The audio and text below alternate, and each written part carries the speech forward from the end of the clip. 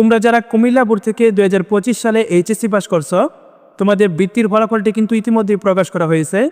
Comilla board থেকে 2025 সালের HSC পরীক্ষার ফলাফলে মেধাবৃত্তি পেয়েছে মাত্র 49 জন শিক্ষার্থী এবং সাধারণ বৃত্তি পেয়েছে 740 জন শিক্ষার্থী। আজকের এই ভিডিওটিতে আমরা দেখব কিভাবে কুমিল্লা বোর্ডের বৃত্তির ফলাফলটি চেক করতে হয়। তাই অবশ্যই ভিডিওটি না টেনে সম্পূর্ণ দেখতে থাকো এবং আমাদের নাইম স্টাডি ওয়ার্ল্ড চ্যানেলে নতুন হয়ে থাকলে অবশ্যই চ্যানেলটিকে সাবস্ক্রাইব করে নেবে। আর যদি ইতিমধ্যেই সাবস্ক্রাইব করে থাকো তাহলে থ্যাংক ইউ সো মাচ। তো চলো এখন কথা না বাড়িয়ে মূল ভিডিওটি শুরু করা যাক। কুমিল্লা বোর্ডের বৃত্তির ফলাফলটি চেক করার জন্য প্রথমেই তোমাদেরকে কুমিল্লা বোর্ডের ওয়েবসাইটটিতে প্রবেশ করতে হবে।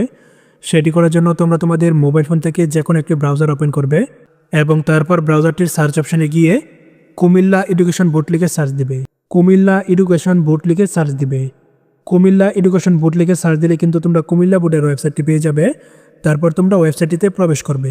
কুমিল্লা বোর্ডের ওয়েবসাইটটিতে প্রবেশ করার পর প্রথমেই তোমরা দেখতে পারবে বৃত্তির গ্যাজেট এইচএসসি 2025 নামের একটি নোটিশ আছে। এটি হচ্ছে তোমাদের বৃত্তির ফলাফলের নোটিশ। তোমরা প্রথমেই এই নোটিশটির উপর একটি ক্লিক করবে, তারপর এখান থেকে নোটিশটিকে ডাউনলোড করবে। নোটিশটি ডাউনলোড হওয়া শেষ হলে তোমরা এটিকে ওপেন করবে। আর ওপেন করার সাথে সাথেই কিন্তু কুমিল্লা বোর্ড থেকে যতজন শিক্ষার্থী 2025 সালের এইচএসসি পরীক্ষাতে বৃত্তি পেয়েছে সকলের তালিকাটি কিন্তু তোমরা এখানে দেখতে পারবে।